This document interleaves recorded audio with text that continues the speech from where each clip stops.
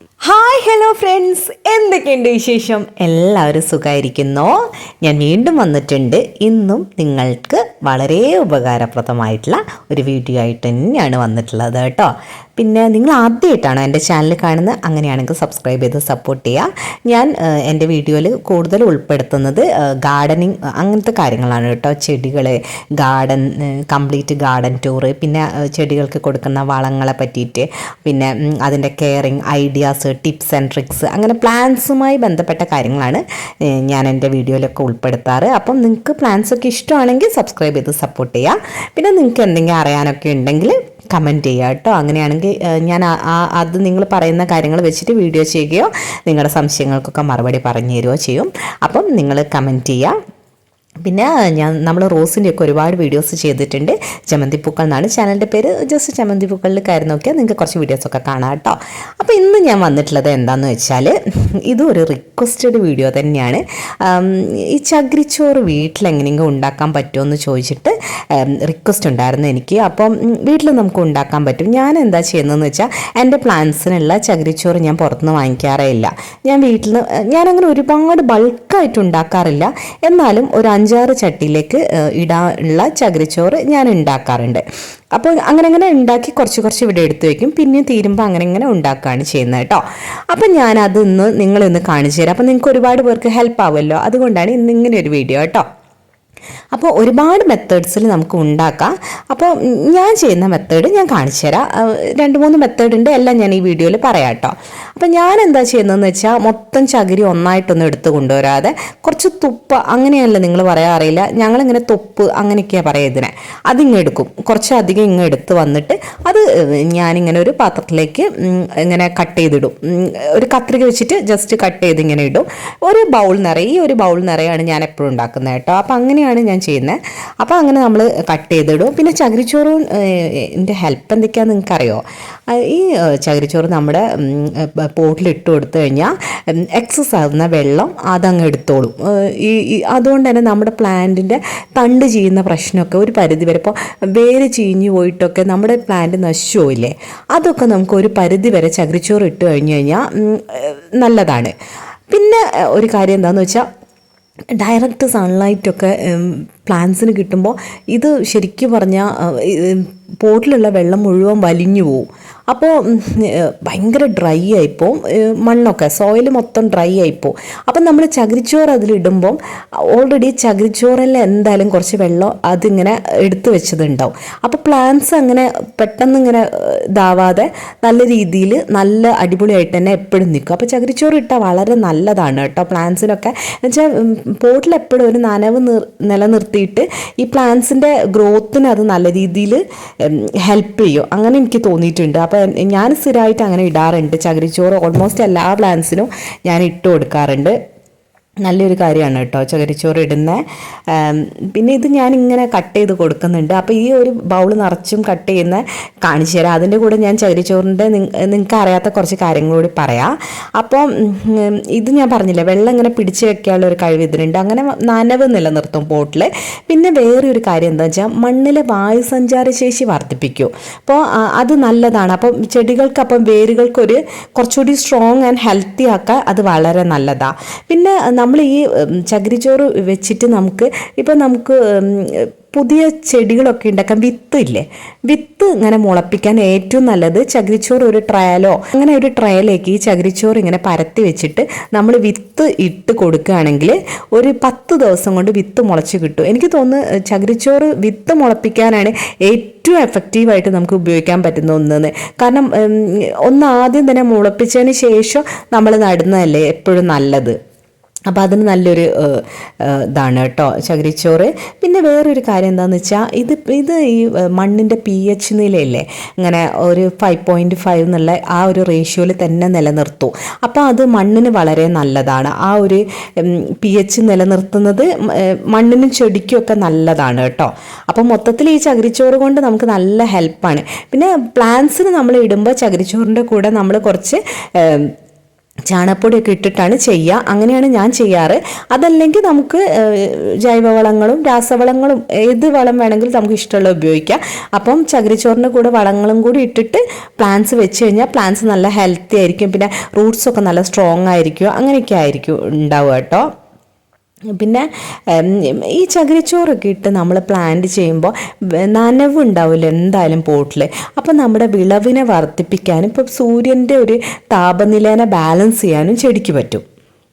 പിന്നെ എന്താണെന്ന് വെച്ചാൽ ഈ ചകിരിച്ചോറ് പ്രകൃതിയായിട്ട് സൗഹൃദമായിട്ട് നിൽക്കുന്ന പോലത്തെ ഒരു ഇതാണല്ലോ, നാച്ചുറായിട്ടുള്ള കാര്യങ്ങളല്ലേ. അപ്പം പ്രകൃതിക്കും എക്കോ ഫ്രണ്ട്ലിയാണ് സംഭവം. അങ്ങനെ മൊത്തത്തിൽ നല്ലതാണ്. പിന്നെ ഈ വേരുകളെ പുനർജീവനത്തിനൊക്കെ നല്ലതാണ് കേട്ടോ ചകിരിച്ചോറ്. അപ്പം ഞാൻ ഏകദേശം കുറച്ച് കട്ട് ചെയ്ത് ഏകദേശം കഴിയാറായി. പോട്ട് ഏകദേശം നിറയായി. ഞാൻ ഇത്ര ആണ് ഉണ്ടാക്കുന്നത് കേട്ടോ എപ്പോഴും. ഇപ്പം കോക്കോപീറ്റ് പൂർണ്ണമായിട്ടും ജൈവ ഉൽപ്പന്നം ആയതുകൊണ്ട് തന്നെ പ്രകൃതിക്കൊരു ഹാനികരവും ഇല്ല, എക്കോ ഫ്രണ്ട്ലി ആയിട്ടുള്ളതാണെന്ന് ഞാൻ പറഞ്ഞ അതുകൊണ്ടാണ്. പിന്നെ ഇത് മണ്ണിൻ്റെ ഗുണനിലവാരം. ഇപ്പം നമ്മുടെ മണ്ണ് ഈ രാസവളങ്ങളൊക്കെ ഇട്ടിട്ട് നശിപ്പിക്കുകയാണ് നമ്മൾ ചെയ്യുന്നത്. എത്രയും അളവിടേണ്ടതെന്നൊന്നും ചില ആൾക്കാർക്ക് അറിയില്ല. അപ്പം മണ്ണിൻ്റെ ഒരു പോഷകങ്ങൾ നിലനിർത്തി നല്ലൊരു ഹെൽത്തി മണ്ണാക്കാൻ ഈ നമ്മുടെ ഈ കോക്കോപീറ്റൊക്കെ നമ്മൾ പോട്ടിലും പ്ലാന്റ്സിനും ഒക്കെ ഇടുമ്പോൾ അത് മണ്ണിൻ്റെ ഒരു ഹെൽത്തിയായി നല്ലൊരു മണ്ണായിട്ട് മാറ്റാൻ, മണ്ണിൻ്റെ ഒരു ഗുണനിലവാരം തന്നെ ഉയർത്താൻ നല്ലതൊന്നാണ് കേട്ടോ ഈ കോക്കോപീറ്റ്. പിന്നെ നമ്മൾ വെയിലത്തൊക്കെ പ്ലാന്റ്സ് വെക്കുമ്പോൾ വെയിലിൽ കൊണ്ട് നമ്മുടെ പ്ലാന്റ് വെന്ത് പോകാതിരിക്കാനൊക്കെ അത് വളരെ നല്ലതാണ്. പിന്നെ റൂട്ടിംഗ് സിസ്റ്റം തന്നെ നല്ല രീതിയിൽ പ്രവർത്തിക്കും. നമ്മൾ കോക്കോപീറ്റ് ഇട്ടിട്ടാണ് പ്ലാന്റ്സ് വെക്കുന്നതെങ്കിൽ പ്ലാന്റ്സിൻ്റെ റൂട്ടിംഗ് സിസ്റ്റം തന്നെ നല്ല രീതിയിലാണ് പ്രവർത്തിക്കുക. പിന്നെ പച്ചക്കറികളൊക്കെ വെച്ച് കഴിഞ്ഞാൽ പെട്ടെന്ന് വേര് വരാനും അങ്ങനെ ഒരുപാട് ഹെൽപ്പാണ് ഇതിനെ കൊണ്ട്. അപ്പം ഞാനെല്ലാം ഇത് കട്ട് ചെയ്തു. ഇനിയിപ്പോൾ ഞാൻ എന്താ ചെയ്യുന്നതെന്ന് വെച്ചാൽ ഇത് ഞാനൊരു ബ്ലെൻഡറിൽ ഇട്ടിട്ട് പൊടിച്ചെടുക്കുകയാണ് കേട്ടോ ചെയ്യുന്നത്. അപ്പോൾ നമ്മൾ ബ്ലെൻഡറിൽ ഇട്ടിട്ട് പൊടിച്ചെടുക്കുമ്പോൾ കുറച്ച് വെള്ളം നിങ്ങൾ ഒഴിച്ചുകൊണ്ട് കേട്ടോ. അതല്ലെങ്കിൽ ഇത് പൊടിയില്ല, ഇതിങ്ങനെ മിക്സിയിൽ കുടുങ്ങി കളിക്കും. അപ്പോൾ കുറച്ച് വെള്ളം ഒഴിച്ചിട്ട് അടിച്ചെടുക്കുക കേട്ടോ. പിന്നെ നിങ്ങൾക്ക് ആസ്മ കഫക്കെട്ട് അങ്ങനത്തെയൊക്കെ ഉള്ള ആൾക്കാർ ഒന്ന് മാസ്ക് ഒക്കെ ഇട്ടിട്ട് ഇത് പൊടിക്കണം കേട്ടോ. എന്താണെന്ന് വെച്ചാൽ ഇത് പൊടിക്കുന്ന സമയത്ത് ഭയങ്കര നൈസ് പൊടിയായിട്ടാണ് വരിക. അപ്പോൾ അത് പെട്ടെന്ന് മൂക്കിലേക്ക് കയറുമ്പോൾ നമുക്ക് അസ്വസ്ഥതയാവും. അങ്ങനെയുള്ളവർ അതൊന്ന് ശ്രദ്ധിക്കുക കേട്ടോ. നമ്മളെ കൃഷിയിലും ഗാർഡനിങ്ങിലും ഒക്കെ ഈ കോക്കോപീറ്റ് ഉപയോഗിക്കുന്നത് നമ്മുടെ പ്ലാന്റ്സിൻ്റെ മൊത്തത്തിലുള്ള വളർച്ചയ്ക്കും പിന്നെ നമുക്ക് നല്ല രീതിയിലുള്ള വിളവ് കിട്ടാനും പരിസ്ഥിതിക്കും ഒക്കെ നല്ലതാണ്. അതുകൊണ്ടാണ് എല്ലാവരും കോക്കോപീറ്റ് പ്ലാന്റ്സിലൊക്കെ ഉപയോഗിക്കുന്നത്. അപ്പം ഇങ്ങനെയാണ് നമുക്ക് കിട്ടുക. ഇതൊരു 4-5 പോട്ടിലേക്ക് എനിക്ക് ഇടാനുള്ളത് ഉണ്ട് നമ്മുടെ കയ്യിൽ. പിന്നെ നിങ്ങളുടെ മിക്സിയിൽ നല്ല രീതിയിൽ ഒറ്റയടിക്ക് അടിച്ചെടുക്കാൻ പറ്റില്ലെന്നെങ്കിൽ അങ്ങനെയാണെങ്കിൽ നിങ്ങൾ 2-3 ട്രിപ്പായിട്ട് അടിച്ചിട്ട് എടുത്താൽ മതി കേട്ടോ. ചില ആൾക്കാർ ബ്ലെൻഡറിൽ നല്ല രീതിയിൽ പൊടിയില്ല, പെട്ടെന്ന് പൊടിയത്തില്ല. അപ്പോൾ നിങ്ങൾ 2-3 ട്രിപ്പായിട്ട് ഇത് പൊടിച്ചെടുത്താൽ മതി കേട്ടോ. പിന്നെ ഇതിപ്പോൾ വരണ്ടല്ലേ നിൽക്കുന്നത്. അപ്പോൾ നമ്മളിത് എന്താ ചെയ്യേണ്ടതെന്ന് വെച്ചാൽ നമ്മളിതൊരു പാത്രത്തിലേക്ക് മാറ്റുക. എന്നിട്ട് ഏകദേശം ഇതിൻ്റെ മുകളിൽ വരെ നമ്മൾക്ക് എത്ര പൗഡർ ഉണ്ടോ ആ പൗഡറിൻ്റെ മുകളിൽ വരെ വെള്ളമൊഴിച്ച് കുറച്ചധികം വെള്ളമൊഴിച്ച് വെക്കണം. കാര്യം എന്താണെന്ന് വെച്ചാൽ ഈ പൊടിയിൽ ഒരു കറയുണ്ട്. ആ കറ നമ്മുടെ പ്ലാന്റിന് നല്ലതല്ല. അപ്പോൾ ആ കറ നമ്മൾ 2-3 പ്രാവശ്യം ഈ കോക്കോപീറ്റ് നന്നായിട്ട് കഴുകി എടുത്തിട്ട് വേണം ഇനി നമ്മൾ പ്ലാന്റ്സിന് ഉപയോഗിക്കാൻ. അപ്പം ഞാനിത് കഴുകി എടുക്കാൻ വേണ്ടിയിട്ട് ഒരു പാത്രത്തിലേക്ക് ഇട്ട് കൊടുക്കുന്നുണ്ട്. ഇനി നമുക്ക് നിറയെ വെള്ളം ഒഴിച്ച് കൊടുക്കാം. അപ്പം ഞാനിതിലേക്ക് വെള്ളം ഒഴിച്ച് കൊടുക്കുന്നുണ്ട്. അത്യാവശ്യം നല്ല രീതിയിൽ വെള്ളം ഒഴിക്കണം. 2-3 പ്രാവശ്യം നമ്മളിത് കഴുകി എടുക്കണം കേട്ടോ. ഇതിൻ്റെ കറ മുഴുവനായിട്ട് പോകാൻ വേണ്ടിയിട്ടാണ് നമ്മൾ അങ്ങനെ ചെയ്യുന്നത്. നന്നായിട്ട് ഞാനൊന്ന് കഴുകി കൊടുക്കുന്നുണ്ട്. നല്ല ഡാർക്ക് ബ്രൗൺ ആയിട്ടുള്ളൊരു ഇതായിട്ടാണ് കേട്ടോ നമുക്ക് ഇനി ഇത് കിട്ടുക. ഇതിൻ്റെ വെള്ളം അത് ചെടിക്ക് നല്ലതല്ല കേട്ടോ. അത് ചെടിക്കൊന്നും ഒഴിക്കരുത് കേട്ടോ ആരും. ഈ വെള്ളം നല്ലതാണെന്ന് വെച്ച് ചെടിക്ക് ഒഴിക്കരുത്. ഇതിൻ്റെ കറ ചെടിക്ക് ദോഷമാണ്. അതുകൊണ്ടാണ് നമ്മൾ ഇത്രയും നല്ല രീതിയിൽ ഇത് കഴുകുന്നത് തന്നെ കേട്ടോ. ഞാനിപ്പോൾ ചെയ്ത മെത്തേഡാണ് ഞാൻ എപ്പോഴും ചെയ്യുന്നത്. ഇങ്ങനെയല്ല നിങ്ങൾ ചെയ്യുന്നതെങ്കിൽ നിങ്ങൾ എങ്ങനെയാണ് ചെയ്യേണ്ടത് അറിയോ? തൊണ്ടില്ലേ, നമ്മുടെ തേങ്ങ പൊതിച്ച തൊണ്ട് ഒന്നായിട്ട് ഒരു വലിയ ബക്കറ്റിൽ ഇട്ട് വയ്ക്കുക. നിങ്ങൾക്ക് എത്ര വേണം ചകിരിച്ചോറ് അതിനനുസരിച്ചുള്ള ചകിരി ഒരു ബക്കറ്റിൽ വെച്ചിട്ട് എത്ര ചകിരി ഇട്ടിട്ടുണ്ടോ അതിൻ്റെ മുകളിൽ വരെ വെള്ളമാക്കിയിട്ട് അവിടെ വെക്കുക. ഒരു 2 ദിവസം അങ്ങനെ തന്നെ വെക്കുക. അങ്ങനെ 2 ദിവസം വെക്കുമ്പോൾ തന്നെ ഇത് കുറച്ച് സോഫ്റ്റ് ആവും കേട്ടോ. എന്നിട്ട് എന്തെങ്കിലും ഒരു നല്ല കനമുള്ള സാധനം എടുത്തിട്ട് ഓരോ ചകിരി ഇങ്ങനെ തല്ലുക. അപ്പം കുറച്ച് അത് ഇങ്ങനെ വിട്ട് വരും. എന്നിട്ട് നമ്മളിത് നല്ല രീതിയിൽ ഈ ചകിരി എടുത്തിട്ട് കട്ട് ചെയ്തിട്ട് ബ്ലെൻഡറിൽ ഇട്ടിട്ട് പൊടിക്കുക.